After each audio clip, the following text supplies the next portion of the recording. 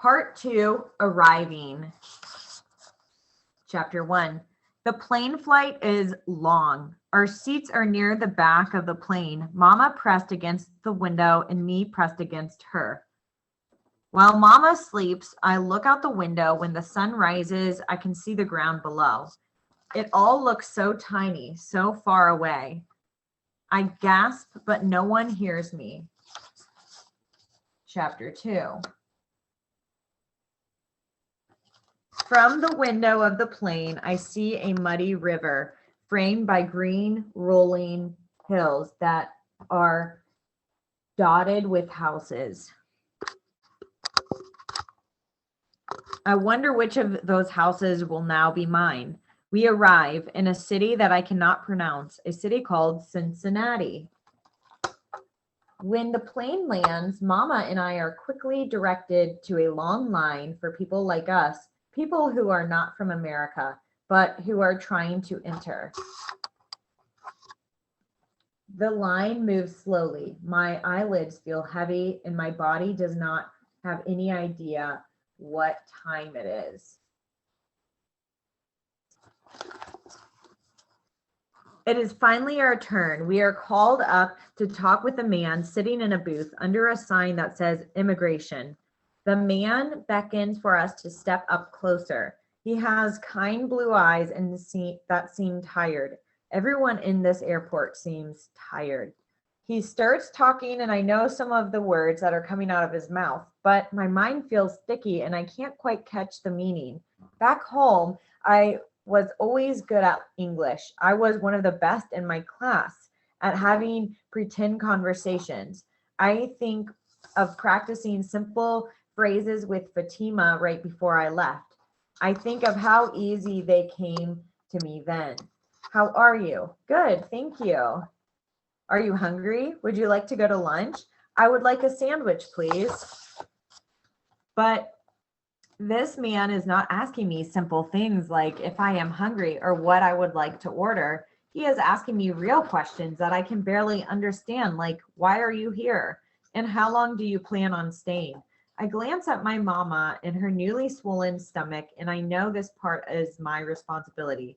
I am the one who knows English. I am the one who needs to talk, but I am failing. Words, all kinds of them, bubble up in my throat, but nothing comes out. Mama reaches into her purse and hands the man an envelope.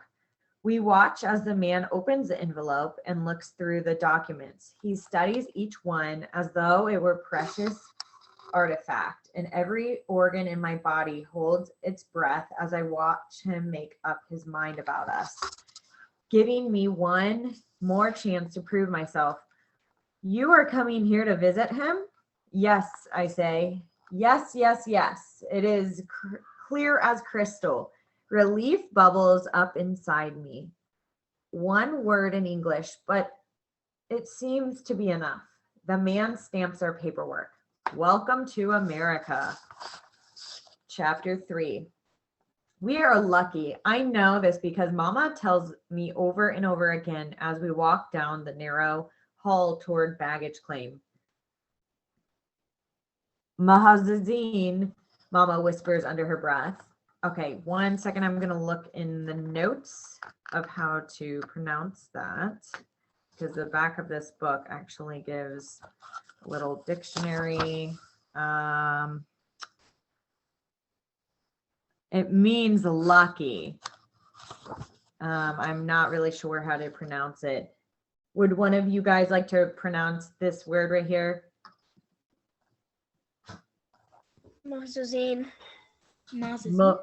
Mozozine? Yeah, Mazin. Okay, perfect. Mozozine, Mama whispers under her breath, and I know she is referring to the fact that our papers worked, that we are not still stuck in that line, that we're not sent back. It is so strange to feel lucky for something that is making my heart feel so sad. My uncle is not what I was expecting. He is tailored suits and a fancy wristwatch. He has perfect English in a big car that purrs as it hums down the street. He meets us at the airport with his wife, my Aunt Michelle, and their daughter, my cousin, Sarah. When he sees my mother, his whole face lights up.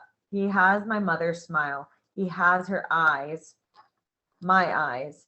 My mother rushes to him, and I feel her exhale as he wraps his arms around her, and something inside me twists.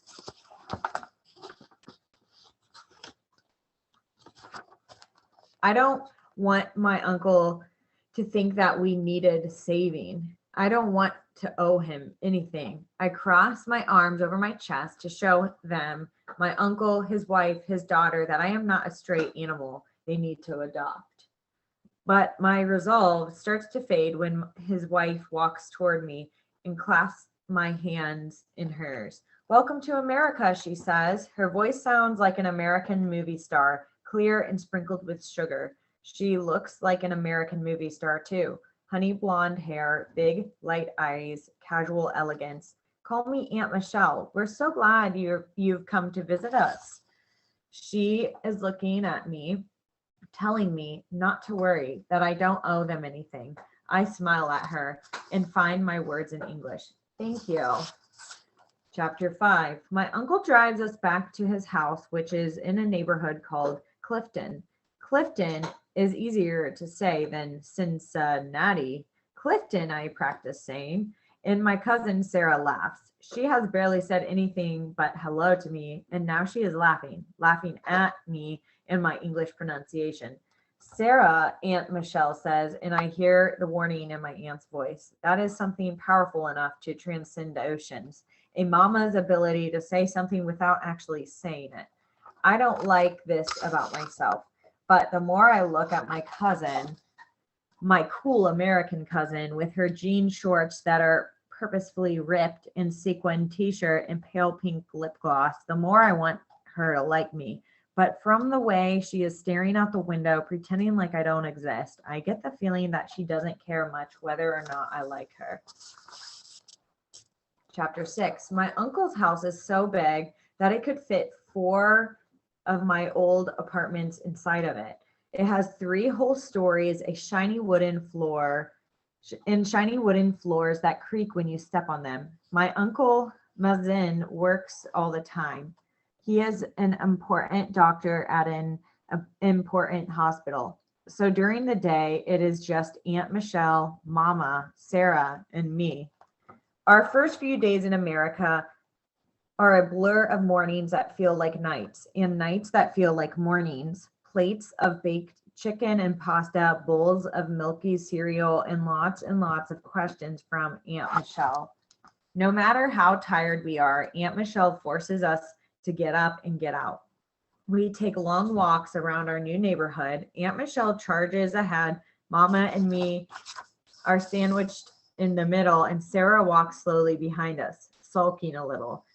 I keep expecting to see a cliff in Clifton, but so far I've only found really big hills and even bigger trees. Clifton is filled with old big houses. Aunt Michelle tells us that their house is over 100 years old, and I can tell she is proud of this, but I'm not sure why. Everyone back home wants a new house, not an old one. When I ask Mama about it, she says Americans don't have much history, so they like things they think are old. At first, I don't think I will like the old house with its creaking wooden floors and steep staircases. Mama and I live in the bedroom on the top floor, the 3rd floor. But one morning when I wake up, the floors creak and it sounds like the house is saying, hello. And that makes me feel less alone. The old house is slowly becoming my friend, my first American friend. Chapter 7. When my uncle is home, he is always asking if we are okay, or does Mama need a glass of water? I know he means to be nice, but it only makes me feel more like a guest in his house, a visitor, a burden. Come here, Jude, he says in English. Even though I know he speaks Arabic, he always speaks to me in English. He invites me into his study and shows me his speakers that can play music without any wires. In his shiny computer with its big flat screen. I know he wants me to be impressed, and I am, but I try to hide it. Showing him I'm impressed feels like a betrayal of Baba, a betrayal of home. Chapter 8. My cousin Sarah is chunky platform sandals that clomp clomp on the hardwood floors of the old house. She is sparkly pink lip gloss and nails the color of a sunset on a summer night, and jeans that have shiny sequins on the pockets. Sometimes she is friendly, inviting me to sit next to her on the couch where she watches a television show about American teenagers who wear fancy clothes and are trying to figure out who murdered one of their classmates. I tell Mama about the show. Americans are obsessed with murder, she says. And you made me move here to be safe, I say, half joking, half not. Mama shakes her head and tells me to stop watching. But the very next afternoon, I sit next to Sarah on the sun-soaked white leather couch to watch the American teenagers play detective. Sarah is less than a year older than me, but I feel like she is already a woman. Well, I am still a little girl. She doesn't seem surprised by all the kissing on the show. I wonder if she has been kissed herself, but I'm not brave enough to ask her. I start to think that Sarah is becoming my friend, but one night I hear her talking with Aunt Michelle.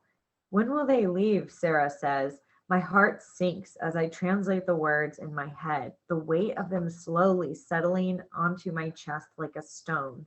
She can't go to my school, Mom, Sarah says. She doesn't even speak English, she says. I spend the rest of the night locked in the bathroom, whispering to myself in the mirror, I speak English. Chapter 9. America is full of new things, glittery, blinking, in-your-face things.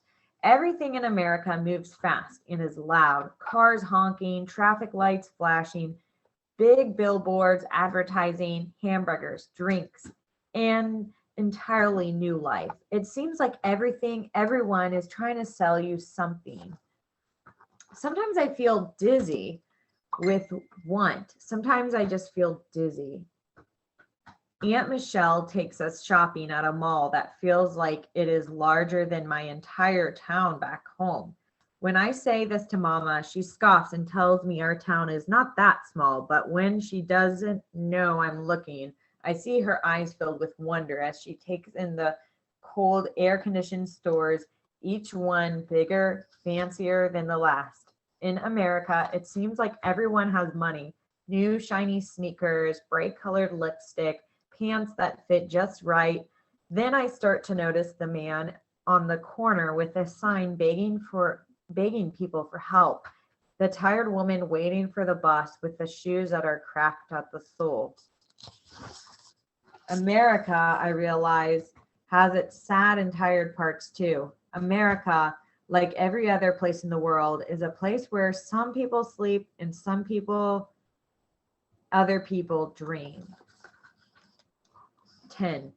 Sometimes I think I might split in half from the ache of missing my brother, Baba, Fatima, Auntie Amal, the ocean, Ches Mariana, fruit that tastes like sunshine. I even miss the tourists, and sometimes I even miss the smell of fish.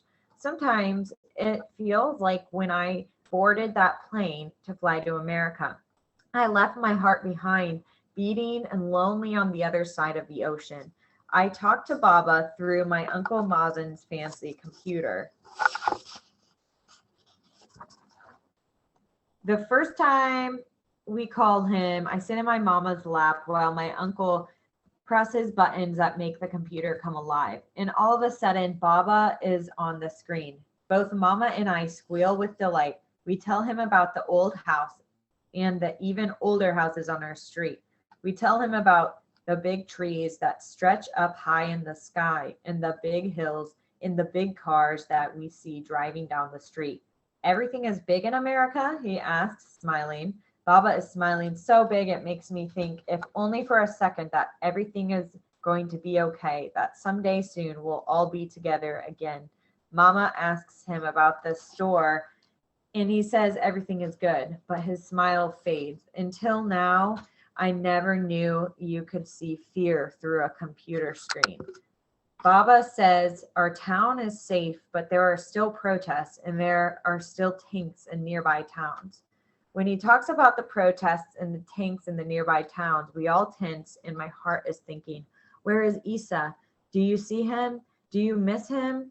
But my mouth is silent, my lips shut like a closed door. When Baba ends the call and it's just Mama and me left in Uncle Mazin's study, I ask Mama about Isa. Her big eyes go sad. She kisses my face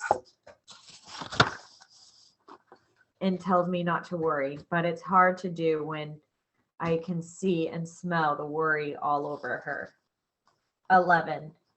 Aunt Michelle wears her hair in a long, loose braid and has a band of bracelets that jingle on her wrist when she walks. She shows me how to use a dishwasher, an appliance we did not have back home, and how to use the microwave.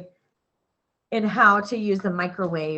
seconds to defrost a piece of frozen bread, approximately 2 minutes to reheat a dinner plate. I love the way Aunt Michelle greets me every morning with a plate of pancakes, the way she speaks slowly so I can understand her, and always smiles like she understands me, even when I know my accent is thick and I have put the words in the wrong order. I love how she shows me all the flowers in her garden, pointing each one out and saying its English name. Slowly, rose, tulip, marigold. Mama is not sure about Aunt Michelle, but I already feel comfortable gliding around barefoot in her kitchen, singing along with her to an old Whitney Houston song. She tells me that I can always put on any song that I want. All I have to do is ask. Aunt Michelle's old house is washed with sun. She leaves all the windows open, and it is decorated with white pillows, white chairs, and white couches. Too much white, Mama says. Boring, Mama says. Once I hear Mama ask Uncle Mazin, I don't see anything from home here. Uncle Mazin turns to her and says, this is home. 8. Oh, this is actually chapter 12. My bad. Aunt Michelle loves anything French. She studied French literature at university where she met my uncle. He says he fell in love with her the moment he saw her. Aunt Michelle shakes her head when he says this, but her face turns red and she looks so happy that I know she believes him. Mama also shakes her head at this story. Aunt Michelle pretends not to notice, but I know she does. Mama says she's too American, I say. She is American. Mama says she doesn't speak a word of Arabic. I say, why would she? She's American. She says she has made Mazin forget his home. I want to say this is his home now, but I look to Mama's belly and don't say anything. 13. Aunt Michelle takes Sarah and me out to lunch at a French restaurant. We eat sandwiches on baguette bread. Aunt Michelle and Sarah get their sandwiches with ham, and I want to, but I think of Mama all alone in my uncle's house and what she would think if she saw me eating ham, and I ordered just cheese and tomato. Back home, food was rice, lamb, fish, hummus, pita bread, olives, feta cheese, za'atar with olive oil. Here, that food is Middle Eastern food. Baguettes are French food. Spaghetti is Italian food. Pizza is both American and Italian, depending on which restaurant you go to. Every food has a label. It is sorted and assigned. Just like I am no longer a girl, I am Middle Eastern girl, a Syrian girl, a Muslim girl.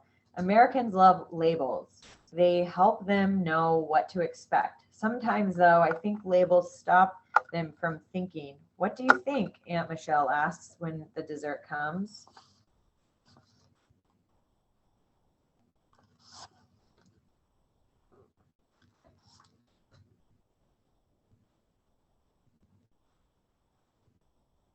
Okay, I think did I read something wrong? Can you clarify what you just said in the chat box? Oh, okay. Disregard, moving on. So back to page 93. It is a chocolate tart. It is delicious. I look around the restaurant at the stiff white linen tablecloths, at the framed pictures of the Eiffel Tower, at the servers wearing pinstripe pants. It's very French, I say. I wonder if the words that come out of my mouth make any sense at all. Aunt Michelle and Aunt Sarah smile, and that's when I know I am finally speaking a language that they understand. 14. The night before the first day of school, a storm breaks across the sky. I watch the lightning streak and the thunder boom from the window on the third floor. I press my face up against the glass and say, American storms are so strong. The wind bends the tree, and there is a hiccup of fear in my chest, but the trees stay strong. We have storms back home, Mama says. She is lying in bed, her hands propped on her belly, which is growing larger every day. Mama always does this. If I say I like something, if I'm impressed with something in America, she reminds me that we have the same thing back in Syria. I usually ignore her, but tonight it is like the storm is inside of me too, and I am tired of being quiet. Don't you want me to like it here? I am tired of being the tree in the wind that is always pushed but never allowed to fall down. Of course, she says. I walk over to the bed and hoist myself up onto the mattress. Mama wraps her arms around me, pulling me close to her, and she smells like she always has. Agar wood oil and rose water. It is the smell of home, of love, of safety. It is a smell that makes me feel like it is okay for me to say anything. Why did you bring me here? I ask the same question I am always asking, but am never getting a satisfactory answer to. You know why, Habibti, Mama says, and she sounds so tired, and I almost decide to drop it, but then the thunder booms, and I feel it in my chest, and I say, it's like you want me to hate it here. Of course I don't, but you always tell me things are better at home. I am scared you will forget. If you don't want me to forget, we should have left. Mama takes my face in her hands. She pulls me centimeters from her, and it feels like we are sharing one breath. Don't you see? I know we will have a better life here, but that breaks my heart. You are too young to understand, Jude, but someday you will. Lightning cracks across the sky, and I lean against her, and she accepts my weight, pulling me into her arms. That is the end of part 2.